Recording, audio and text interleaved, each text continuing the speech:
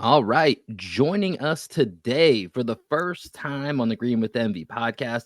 If his voice doesn't sound familiar yet, don't worry. It's going to sound very, very familiar in the near future. Joining us today, the heir apparent to the Mike Gorman throne. It is the one and only Drew Carter. Drew, how you doing, man?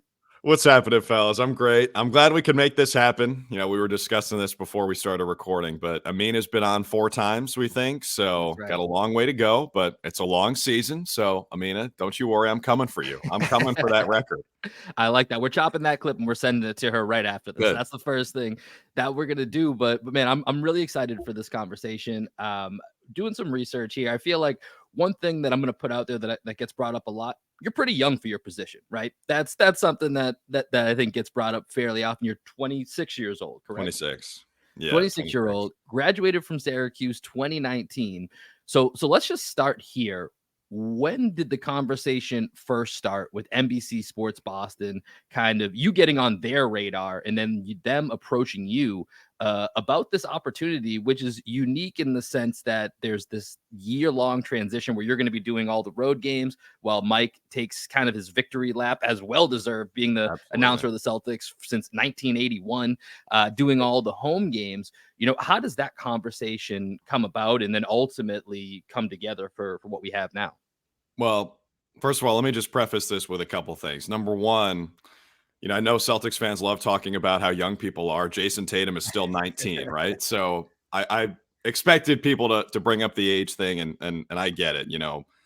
Mike is a complete legend, and I think a lot of people probably said, when that press release came out, like, who the F is this guy, right? I mean, who does this guy think he is, essentially, being, as you said, the heir apparent to Mike Gorman. And I would just say this, like, I hope people get used to me because I plan to be doing this job for as long as I possibly can. Like, I plan to hopefully one day retire as the voice of the Celtics. And I said I'm coming for Amina. Maybe I'll be coming for Mike as well. Maybe I can get to 43 or 44 years. And that would be really cool. But no, the job is amazing. And I still can't fully grasp the fact that it actually happened. It's insane. I never really expected to get it, even when the process started. Just to give you a bit of an idea of the timeline, Mike had told people that this was going to be his final season. I can't remember exactly when that went public, but the people at NBC Sports Boston knew. And so they started to put together a plan for how they wanted to move forward. And so I heard from them for the first time in the late spring, I think, of 2023. I had an interview with a couple guys from the TV station. One of them is Kevin Miller, who's like the coordinating producer, and basically a big cheese. And then there's Paul Lucy, who's our producer on the shows and does an amazing job. And so Paul, along with Jim Edmonds, the director, those are kind of the two guys running the show for every single game broadcast you see. And then Kevin is one of the guys who's kind of over the station on a big picture perspective. So anyway, had an interview with those two guys. Thought it went really well. Really enjoyed chatting with them.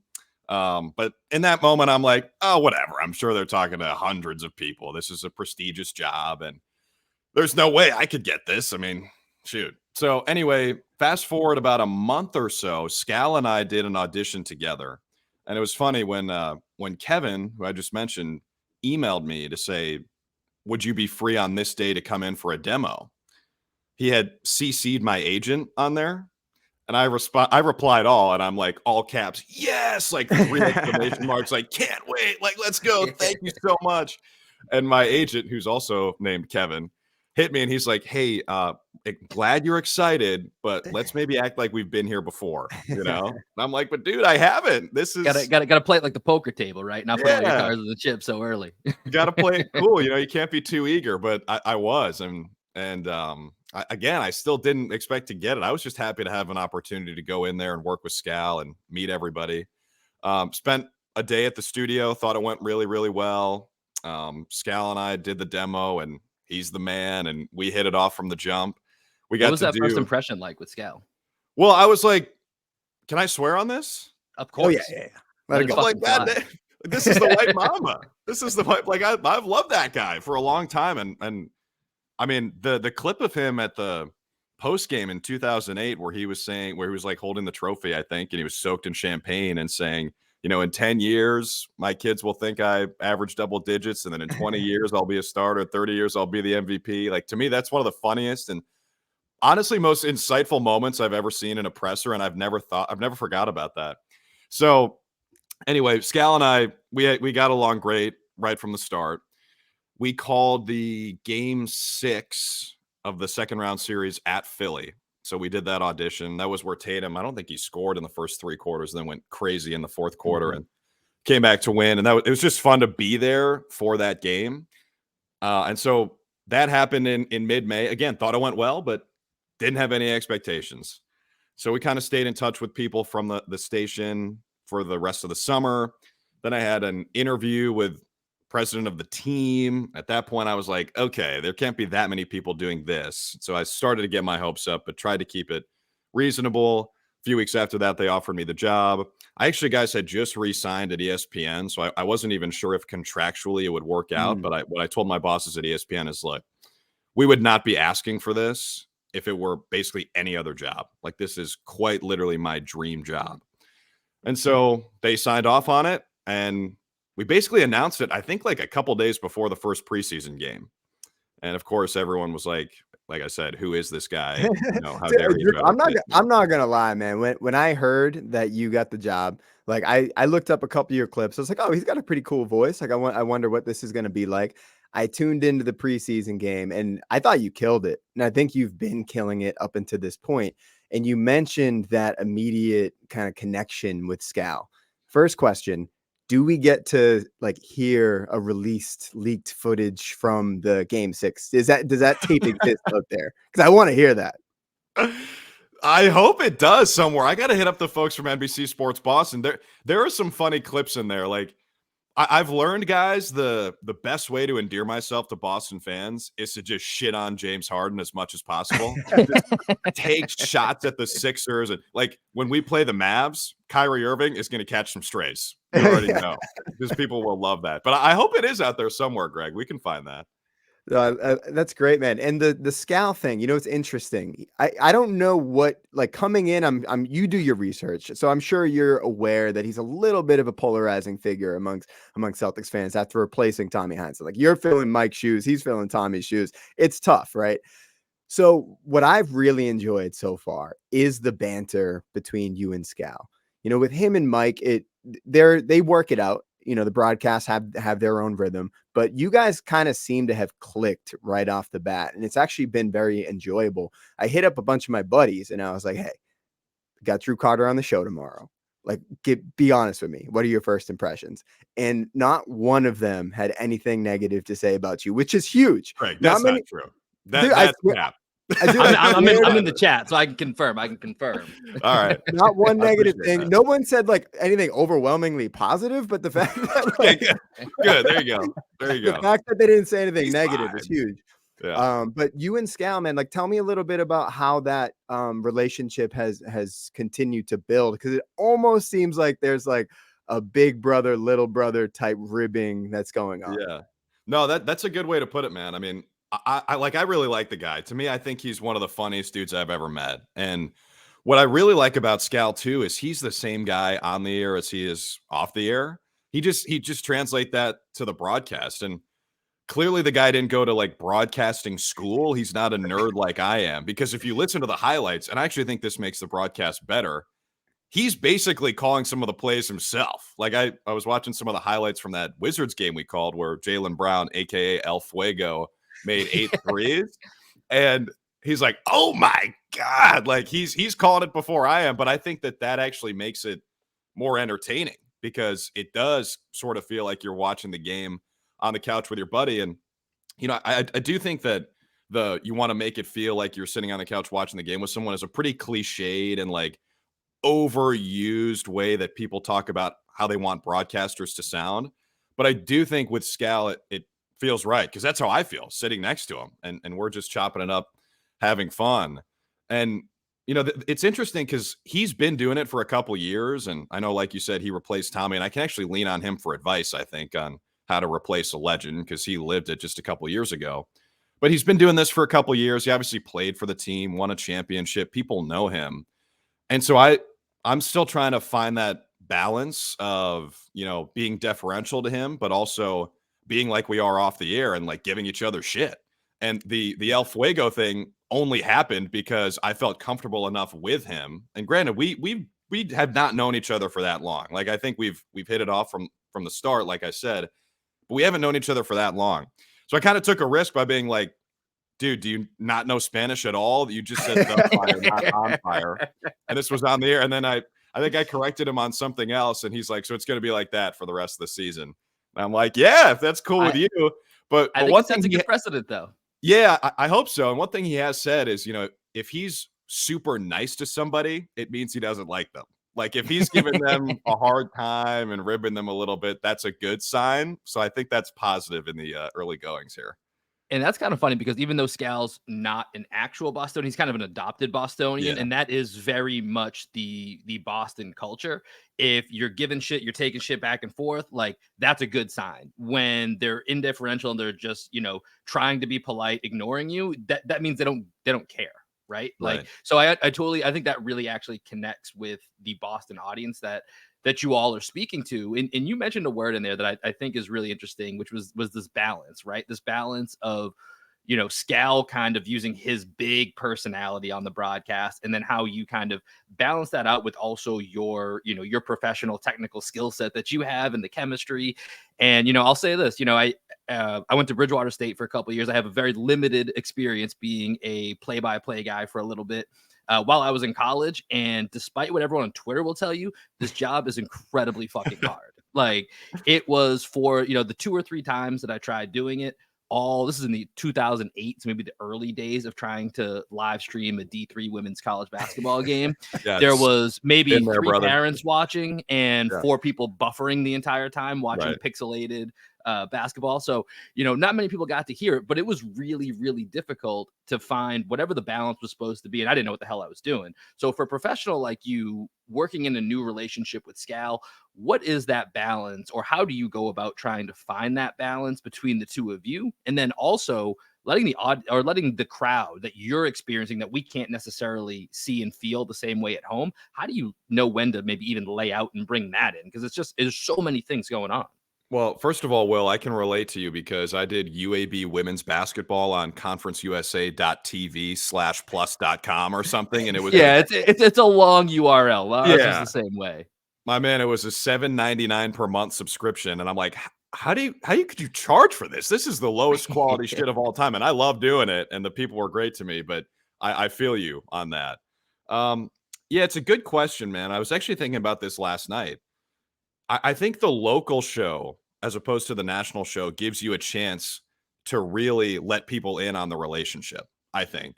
Like I said, calling a game with Scal to me does feel like just sitting on the couch and watching it with him. And it's been that way since, mid-May when we called that dummy Sixers game together as a demo. And I think on the local show, there's such a relationship between the announcer and the fan.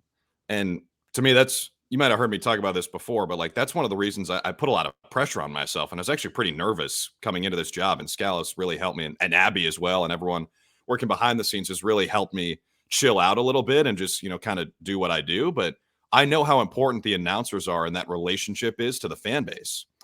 And so I think the more that you get to really talk to the audience through the camera, as opposed to treating it like a broadcast, the more you treat it like a conversation, I think the better. And so when you're doing a national show, there is a little bit of a separation of church and state there. I mean, there's a little bit more, I guess, professionalism would be the right word. Not to say we're unprofessional, but I just think we're a little bit more casual. We don't wear ties. It's more like let's all hang out and watch the Celtics together, as opposed to like, let me button everything up and let me get every single nugget I can get into this game. And, I got to make sure I'm fully prepped. And again, not to say we're not treating it like a professional show, but it's just a little bit more laid back. And I think that gives us a chance to be even more of ourselves on the air than we would be otherwise. And again, Scal and Abby make that really easy because I really like those people off the air as well. And I hope they would say the same about me. Yeah, I think that tone is so important. And like, we can kind of relate, honestly, just doing the podcast that we do, because we're not reporters, right? We're fans. And when you listen to like the beat writer pods or whatnot, versus our pod, it has a completely different tone. And I think that's why, some fans will gravitate more towards our podcast just because of the ability. Like, we get feedback all the time, like, oh, it feels like we're just hanging out with you guys. And I think that's so important to Boston fans. I think that's really cool, man. But I want to transition into talking about your relationship with the team at this point, because there was a great clip that came out. Paul Pierce, everyone's doing, the tributes to Mike or whatnot. And he was talking about his relationship with Mike Gorman, how he said he would go up every game when he was a player and he would talk to Mike about the team. He would ask him like for insight, what he's seeing from the broadcasting point of view. I was just wondering what it's been like for you, developing relationships with the players and whether or not they've welcomed you with open arms. I have not had Jason Tatum or Jaylen Brown ask me what I think of the team yet. Maybe one day that would be cool. No, that's such an awesome story. Like, we're not part of the team, but it does sort of feel like we're, the extras, I guess, in this cast, which is really neat. And that's part of the reason I'm so excited about the job, is to feel like part of a team. I was the voice of a team in minor league baseball, and that was awesome. But this is obviously a little bit different. And so traveling with the team and getting a chance to hang out with them has been really cool already. And, I'm still the new guy. So again, I'll go back to that word balance. Like, I really want to get to know these people and, I don't maybe even call some of them friends one day, but I also know that, there is separation there. So trying to walk that line right now, but I've gotten a chance to talk to a few of them, like Sfimi Hyluk during the preseason, O'Shea Brissett. He and I were in college at the same time together at Syracuse, so that's been cool. Kristaps Porzingis is like one of the happiest dudes I've ever been around. He's always smiling. People are trying to take photos of him. It's actually funny to watch him operate in public, because when you're leaving the team hotel, like, Celtics fans, and I'm saying this in the nicest way, are a little crazy. So they figure out where the team is staying, and they go out there and they want to take some photos and autographs, and it just comes from a love of the team, which is incredible. But there are some security people with the team, and I think they're dubious. They're doing their job. They're always looking around like they've got their earpiece in. What's happening here? And so for Porzingis, like, people want to come up and take selfies with him, and I'm just watching the security guys like, is this one okay? Like, what's the threat level here? And Porzingis just like, yeah, man, like, we'll take a photo. And he's like ready to go and smiling. Every time he gets on the bus, he's giving people, fist bumps. And, so the players I'm looking forward to getting to know. But again, I want to do it in the right way, with feel, I guess, not trying to force it and, be best friends with them right away. I think in time that will happen. The people I feel like I've become pretty friendly with are, Mike Zarin, the GM. He and I have had some good conversations. We sort of sit by each other on the bus sometimes. Brad Stevens is the man. Like, you would have no idea how famous that guy is just from talking to him. So I've really enjoyed my interactions with the people from the team. And like I said, like, pretty nervous taking this job. And I really want to fit in. I want people to accept me. And those people have made me feel at home right away. In your conversations with Brad Stevens, has he given you any nuggets of insight that you feel like you can then bring to the broadcast? Whew. I don't know if it's safe for air here. I don't know if there's anything like that. That's a front office secret. No, I mean, it's more like talking about the landscape of the NBA. I find that stuff really interesting. Like Tyrese Halliburton, I think we were talking about him. Obviously we talk about Jokic. Someone on the bus said that they think Jokic is the best NBA player since early Miami LeBron. Mm-hmm. And I found that interesting. So I actually asked Brad about that, and he was like, he thought about it for a little bit. He was like, well, second Cleveland LeBron was pretty damn good too. But I think he agreed with that Jokic was the best player. So it's more stuff like that. And then with Mike Zarin, who I mentioned, there was one point where they asked us from NBC Sports Boston, they asked us to put together a bold predictions column, or really just, it was more like a predictions for the season column. And the thing I put in there for storyline I was most interested to watch was the front court depth, like who steps up as the third big. And because I did those preseason games, I'm like, give me Neemias Queta, man. I love this guy. Like, let's elevate him from a two-way. I want him to play 20 minutes a night.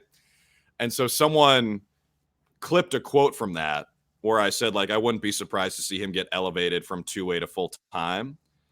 And I was like, man, I hope I got my CBA knowledge right there. You know, like, I hope that's even possible. So I actually saw Mike Zarin before a game, and I'm like, hey, man, check out this tweet. Like, does this look right, or did I mess this up? He's like, yeah, that's technically right. I would have said converted from a two-way, not elevated, but yeah, that's right. So developing those relationships has been fun already. That's awesome, man. And so what are your impressions of the team? Let's talk about the team a little bit, man. They're insanely talented off the jump. The 155 they just dropped on the Pacers head is just insane. I was listening to the Mismatch pod, and they were talking about like how many did you listen to the Mismatch by any way? The Chris That's Vernon? a Ringer pod, right? Yes. Yeah. KOC, who's a Boston guy as well. KOC. Yeah, that's good stuff. Him and Chris Vernon, right? Yeah, that's right. Yep. Yikes. Talk about two franchises going in different directions. They haven't won yet, right? The Grizzlies? No, they're I think they're 0-5 right now is what I believe they're at. Yeah, it's a rough start for our guy, Marcus Smart out there, which, by the way, I kind of feel like from a linguistic perspective, you're Marcus Smart. We now have Drew Carter. So I feel like that's a little bit of the trade-off. Oh, you checked out this Drew Carter kid yet? Do you like him? Do you like him? True story, Drew. When we knew we were going to have you on, I ran this by Greg, and he was like, yeah, we probably shouldn't start the interview this way. But I was thinking about, and you even kind of said it, which is why I started laughing. You were like, I bet when I got this job, people were like, who the F is Drew Carter? And I actually told Greg, I'm curious if this would be funny or not. If I just started the interview, let's start off with a very basic question. Tell us, who the fuck is Drew Carter? I just thought about like starting it like that to try to set kind of a tone.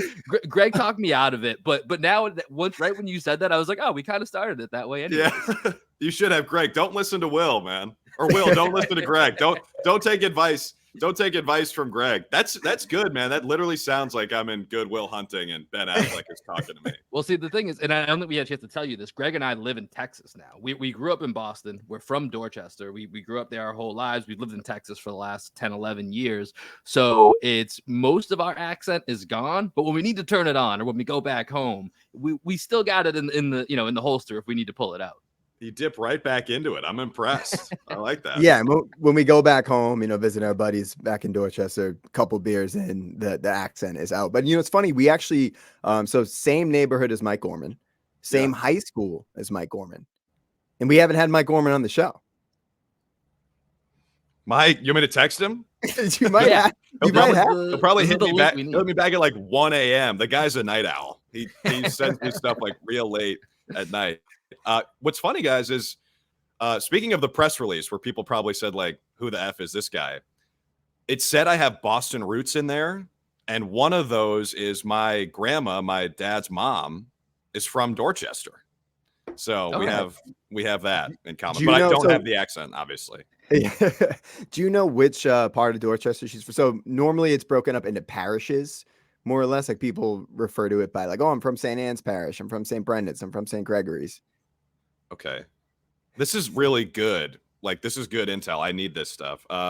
Grammy B, born and raised in Dorchester. I'm looking for the parish in which she grew up. This is a text from my dad and school she attended. She graduated 1942 from Dorchester High School for Girls. So okay, my grandmother actually went there. So maybe they were there at the same time. You never know. You never know. Whoa! Look at this, Will. Look at this connection. We are making some serious connections here.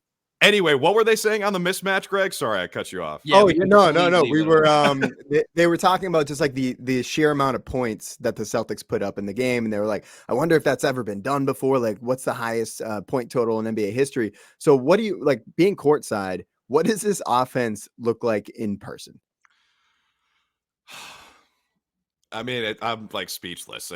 Like, have you ever seen the Vince McMahon meme where he's like, I think it's from the Andre the Giant documentary. He's like, he was yeah.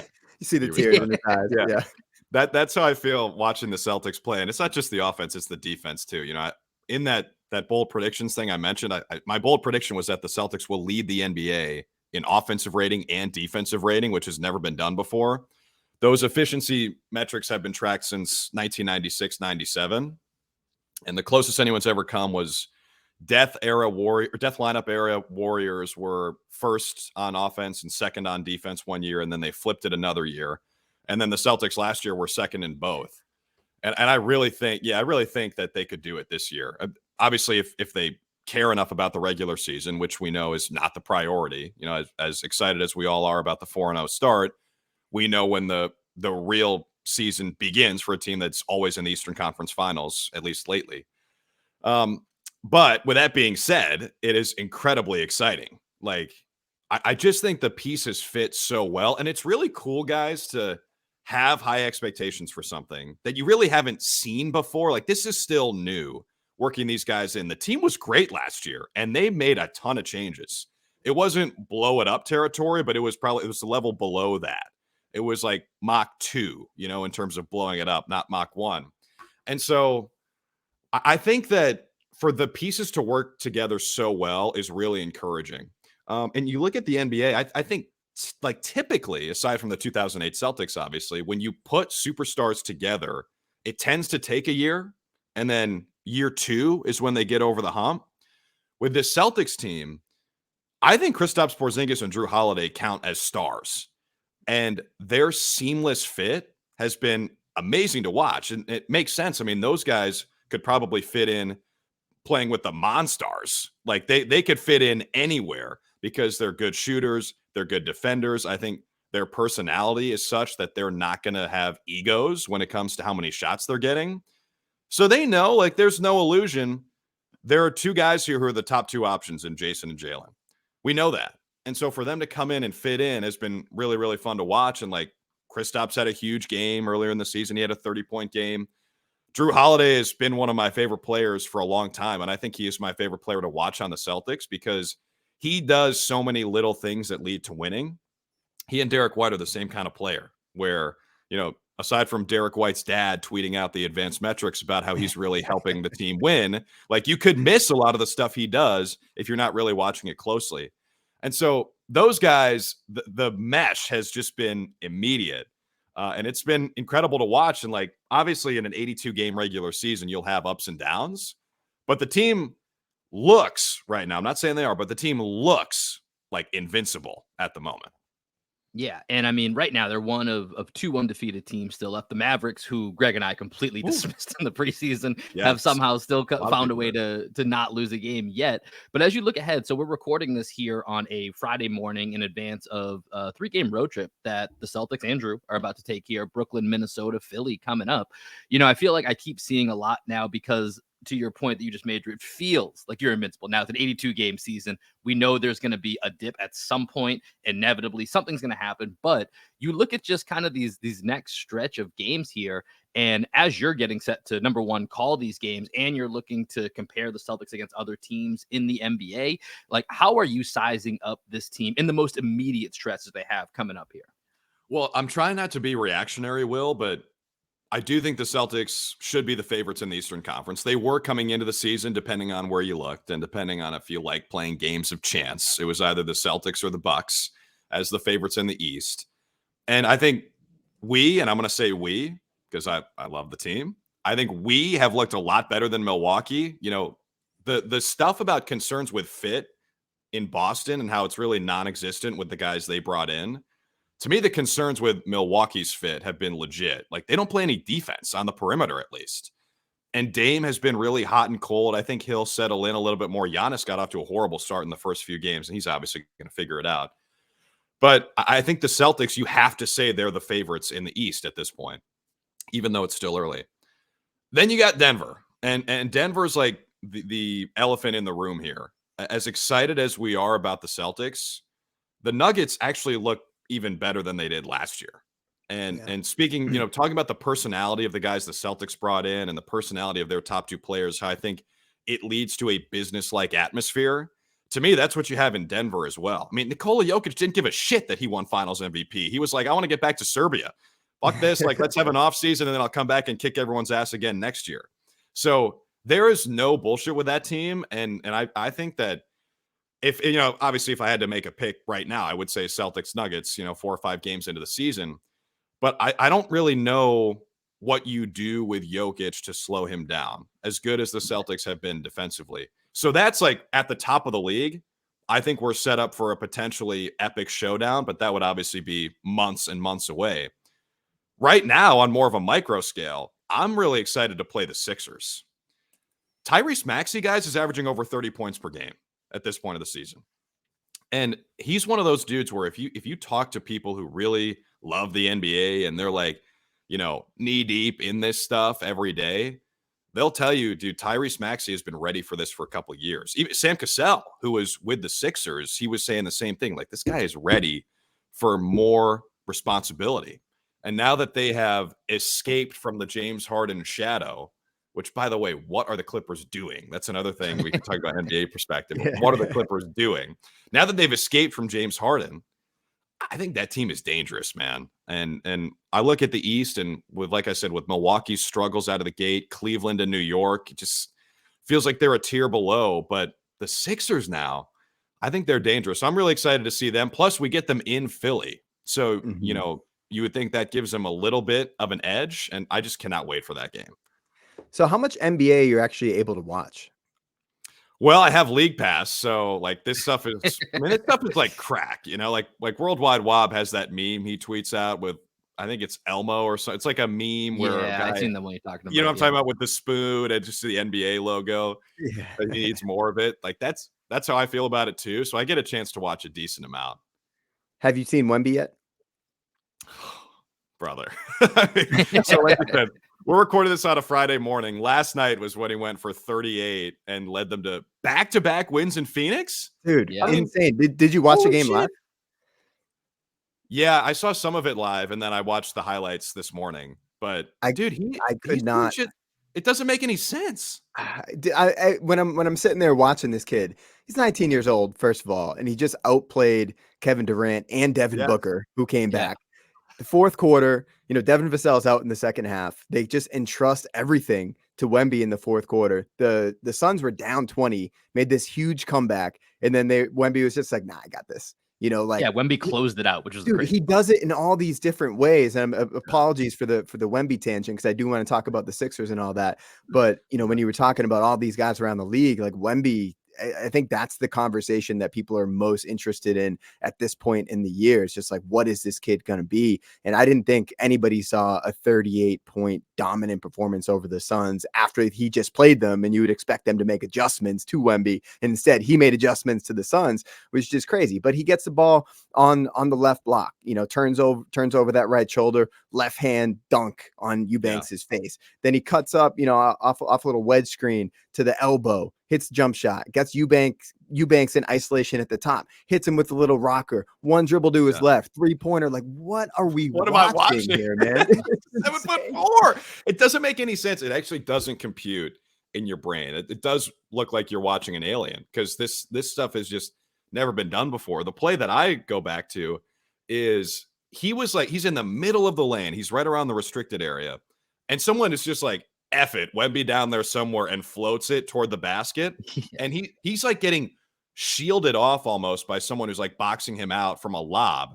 And he just reaches right over the top of him, flicks I think it was Booker down low, and it didn't even look like he knew what he was reaching up to grab, right? Like it didn't make sense visually. I had to replay the same moment you're talking about. Yeah. And he doesn't even have to finish an alley-oop to make a great play. He just swipes at it, and it lands right in his teammate's hands, who's probably like, what? And then like lays it in. Because again, this stuff, it's like playing with an amazing passer. I'm sure this is how it was like playing with Rondo.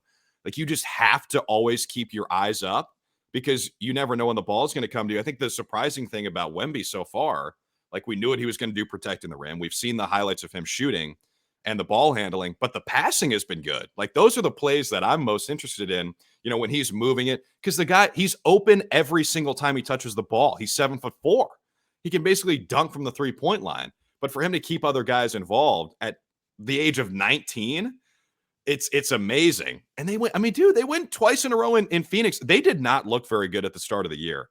Like, they started 1-2, and you're like, and Wemby's going to be inconsistent because he's so young. And the rest of the roster is not good. And that's being generous for the NBA. These guys are professional basketball players, but if you're trying to stack up the rest of their roster, it's got to be one of the 5 worst in the league. Especially how deep the NBA is right now. Yeah, dude. And he's dragging them to wins. Like, it's insane. It's actually terrifying is what it is.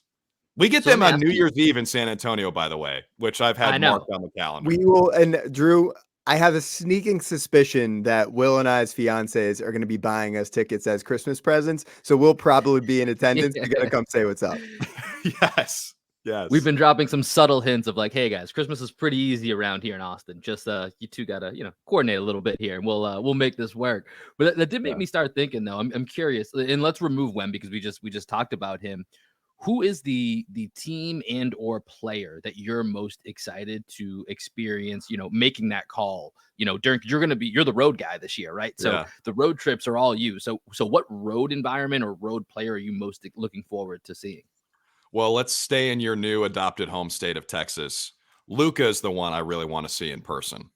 And, a couple weeks ago, I was hanging out with some of my buddies. One of them is Noah Eagle, who you might know the name. He does NBC His football. dad's Ian Eagle, and they both do Nets coverage, I believe, right? Yeah, his dad. I hate to be this guy, Will, but his dad actually says his name Ian Eagle. It's like Eagle, iron okay. without the R. Yeah, Rookie mistake, Will. It's Jeez. no. I know, Dude. It's not, because everyone makes the same mistake, and Ian himself will tell you that. Like, everyone always messes that up, and he's like so mad at his parents for doing that to him. But it is Ian Eagle. But yeah, so Ian's been doing the Nets for about 25, 30 years, I think. And Noah's actually joining the broadcast team this year. He's doing about 10 games with them. So he's one of my best friends. We were in college together. We were roommates, graduated in the same class. And I was with him the other day, and we were talking hoops with some of our other friends. And coming into the season, guys, like you said, you're kind of down on the Mavs this year. So was I. I was sort of ready to sell my Luka stock. And part of the reason is because what we've seen with James Harden. And I just feel like for a guy who's that ball dominant, or heliocentric is kind of the buzzword to use, whose usage rate is at like 40%. They're dribbling 15, 20 seconds per possession. I just think it's hard to win a title with a guy like that, because it's hard for the other dudes to stay engaged. Well, that being said, Luka's been in a Western Conference final. In the playoffs, he's been an amazing performer. But I was just sort of tired of it, like the constant bitching to the refs and, taking every shot. I'm like, I think I'm out on Luka this year. And Noah was like, dude, just wait till you see him in person. Because Noah called games for the Clippers on the radio the last 4 years. So he's seen a ton of Luka. And he's like, if you just wait till you see him in person, it's so different. I thought that was interesting because Luka, he's one of the last guys I would expect you to say that about, because he's not crazy athletic, or he's not athletic in the traditional way we think. Like Giannis, as James Harden described him, is the run and jump man, or the run and dunk man, or whatever. Giannis, you see him in person, looks like the Incredible Hulk. He actually dressed up as him for Halloween. He's faster than everybody. He's bigger than everybody. He jumps higher than everybody. And I would assume that that's amazing to watch in person. But Luka is different with his timing and his subtle strength, his wide, strong base. Now that's kind of sounding like a pause moment, but I was gonna say, go ahead, Drew. Just call him thick. He's wide and strong. Yeah. But he's never out of control either. And I think he's amazing to watch on TV. And I'm excited to watch him in person. And I think I'm ready to admit defeat, being out on Luka going into the season, as they've started 4-0. And then obviously, look, I know Celtics fans aren't going to like to hear this, but Kyrie Irving is pretty amazing to watch play basketball. For as much as, his off the court stuff is confusing and frustrating and sometimes infuriating. And for as much as, I think ever since he left Cleveland, he's sort of been a wanderer. He is pretty amazing to watch play basketball. And there's a reason that NBA players love playing with him and love watching him.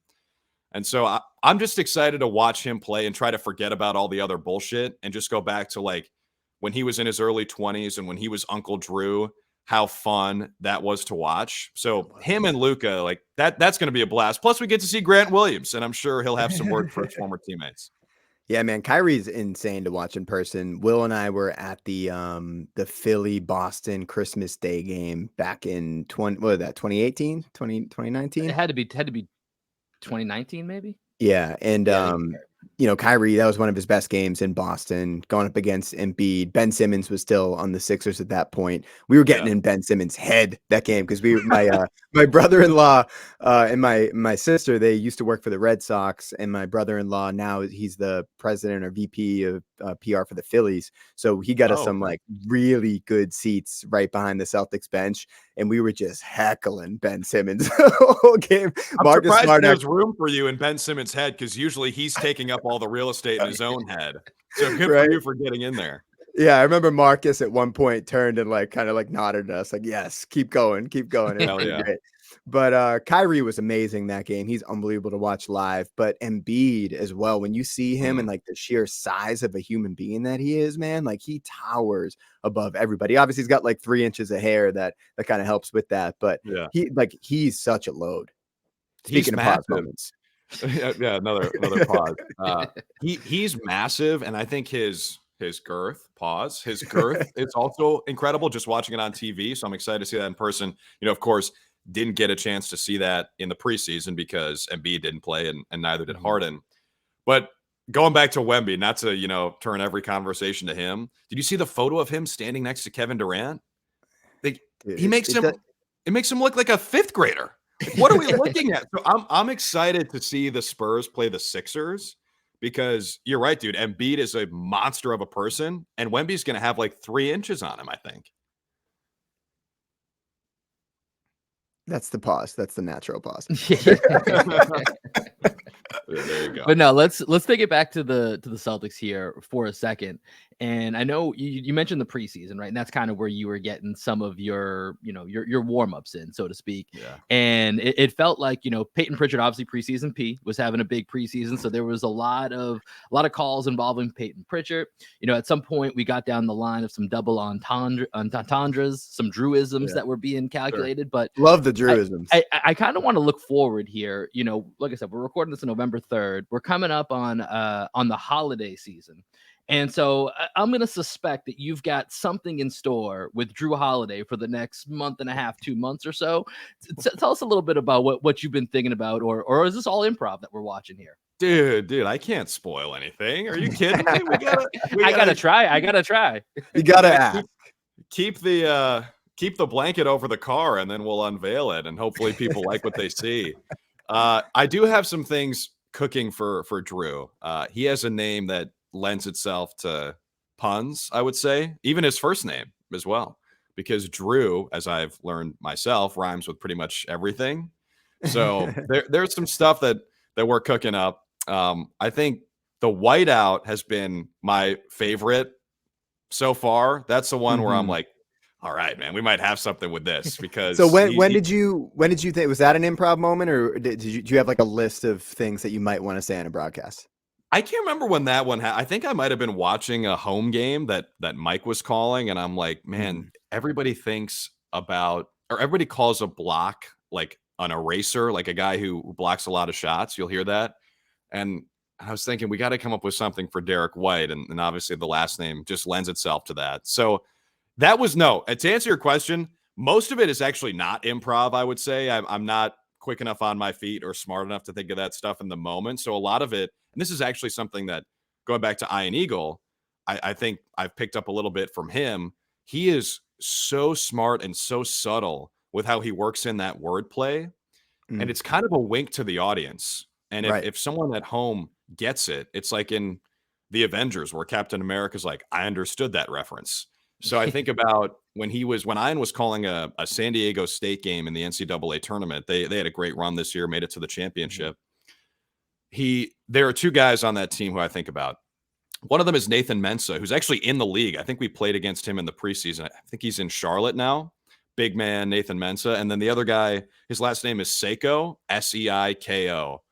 So for Mensah, if you've ever heard of the Mensa Society, it's these people who have an IQ 140, of course, right? I mean, you can't say that because it's a secret, but I know you 2 gentlemen are in the Mensa Society. And Ian just said, a smart play from Mensa. It's like, I see you, Ian. I know what you're doing there. And then Seiko is a watch brand, and it's spelled the same way.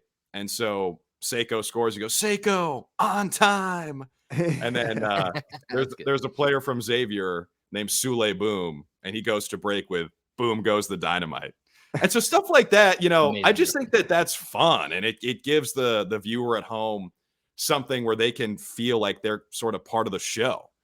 Again, like that's something nerdy that I would say to my friend. So I like coming up with that stuff. And another aspect of that, guys, is you're calling a game or calling games for an entire season. It's easy for it to get monotonous. Like you can only say Tatum and Brown so many times. You can come up with someone like El Fuego. Like, here we go. That, to me, that adds a little spice to it.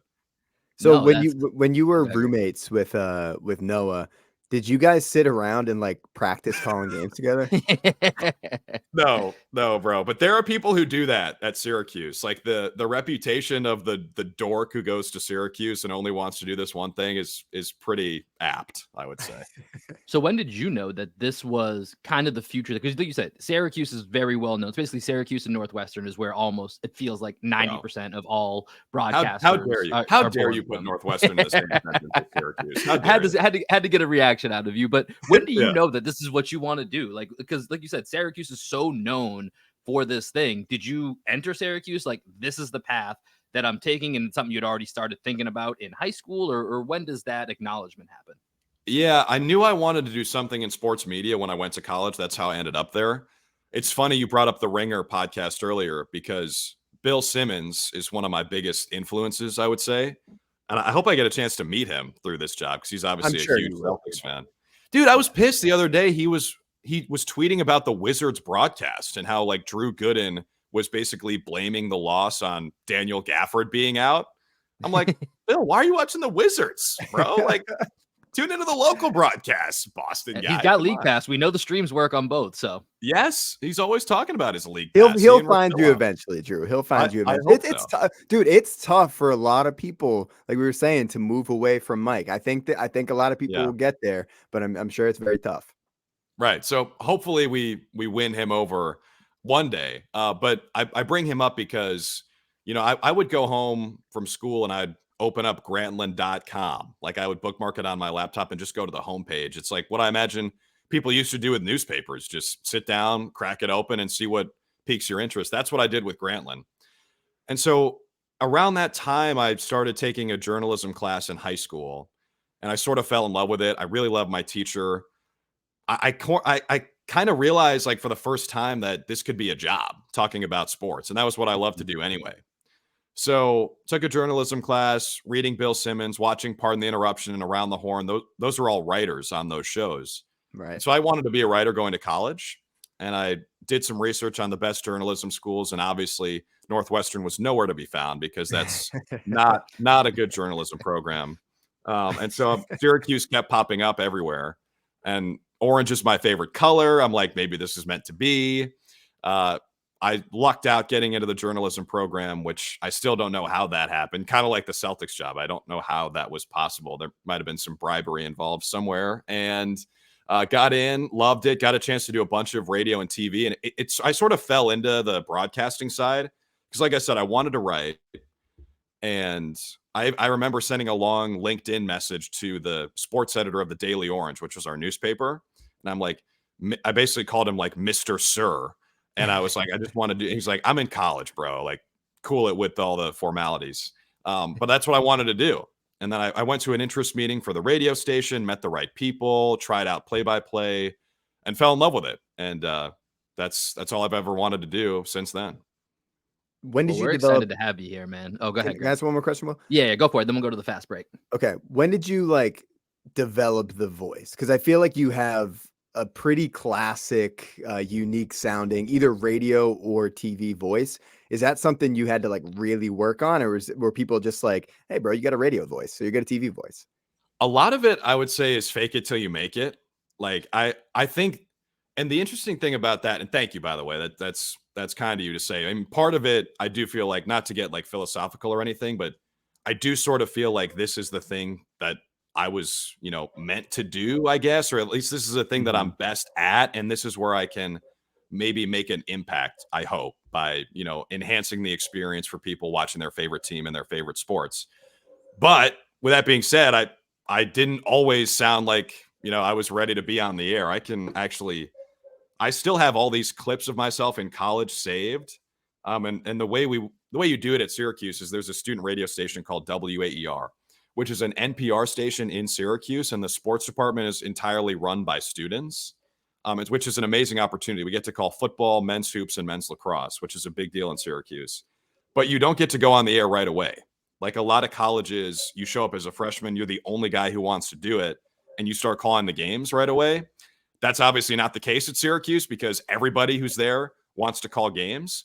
So there's a pretty long process for how you get clear to go on the air. Part of that is writing practice sports updates that you then show to an upperclassman, and they give you some pointers, and then you come back and you do it again.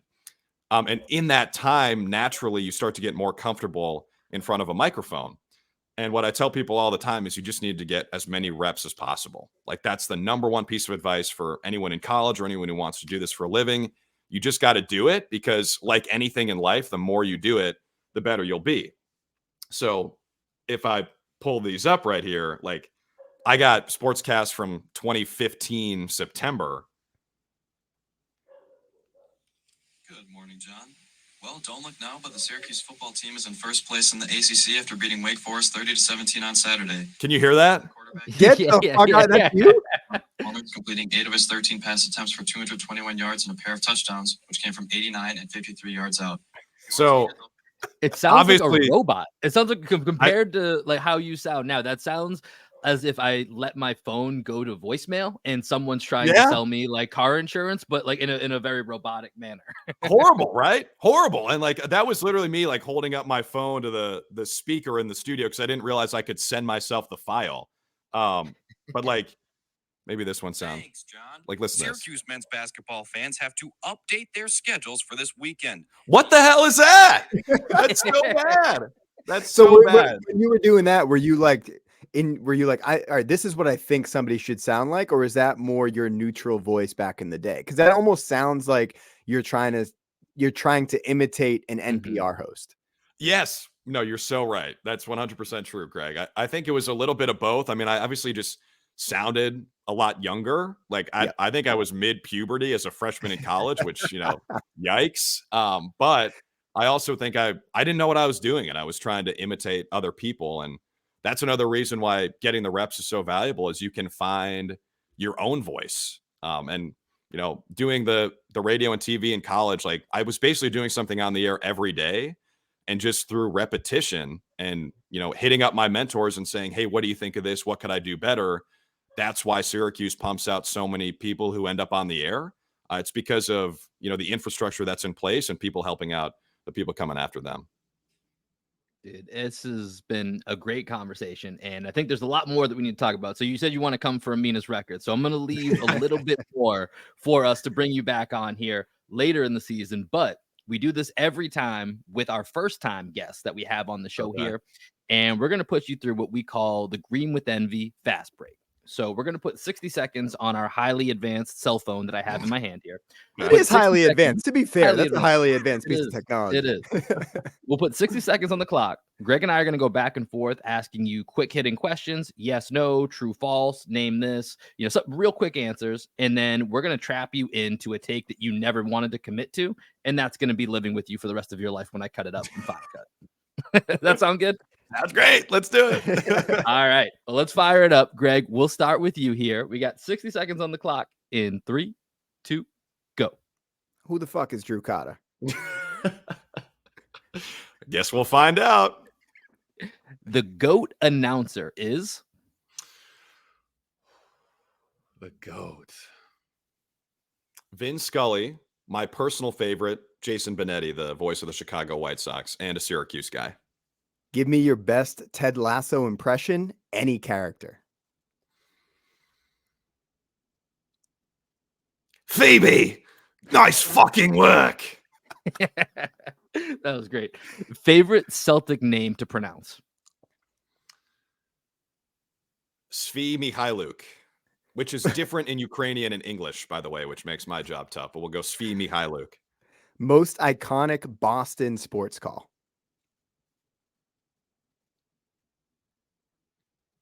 Havlicek stole the ball. Describe Scal in one word.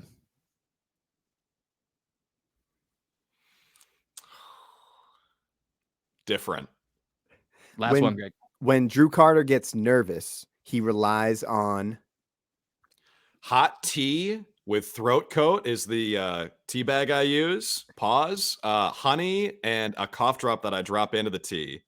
And I know we're going over the time here, so hopefully there's no buzzer. Oh, we're way over the time, and we've given Cameron and May so much free advertisement throughout this entire show. I also, during the national anthem, I do like a breathing exercise that calms me down a little bit. So those are the big things. Meditation is key. I'm a big proponent of that. I think everyone should do it. Well, now that we've gone long, I have one additional question I'm going to throw. Usually Greg's the one thing king here. Got one extra thing he's always got to throw in there. But sure. What I was going to ask you is, does Drew Carter have his own How Now Brown Cow? Do you have your own vocal warm up that you go through that you can let us in on? Yes, there are 5 sentences that I will go to if I feel like I need to work on my enunciation. Put the peanut butter on the bread before placing it in the paper bag. Gwen grew green grapes and glorious guava in her grand garden. The sun was shining on Sharon Street, where I saw Shane and Sarah sitting near the shoe shop. The keen king gave the queen a pink and green ring. The tiny two-toe tree toad descended down the tree trunk to catch dinner. Those are the 5. And those are from an app called Elevate that I have a subscription to, which is like stuff to keep your brain sharp. Because like I said, guys, I want to be doing this for, 50 years. So I got to keep it sharp if I can do that. All right. Free promo for Elevate. I'm going to go download that app as soon as we get off here. Drew, we really appreciate you joining us here, man. I know we're coming up on a road trip here. So like I said, we're recording on Friday. This will drop on YouTube right after. So if it's be up on YouTube on Friday, this will be dropping as a podcast form, either Sunday night, Monday morning.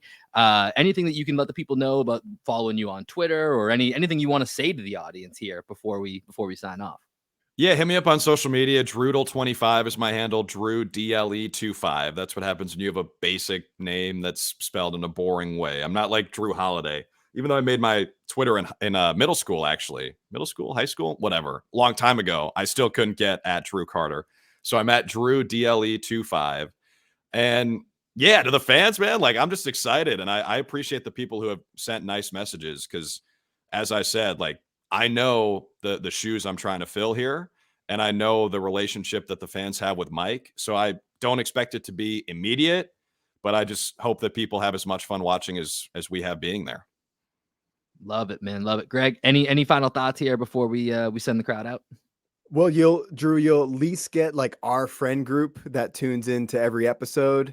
They'll at least now be on your side. If they were indifferent, if they were on the fence, you now have them in your corner. We're rooting for you, man. I think you're doing a great job.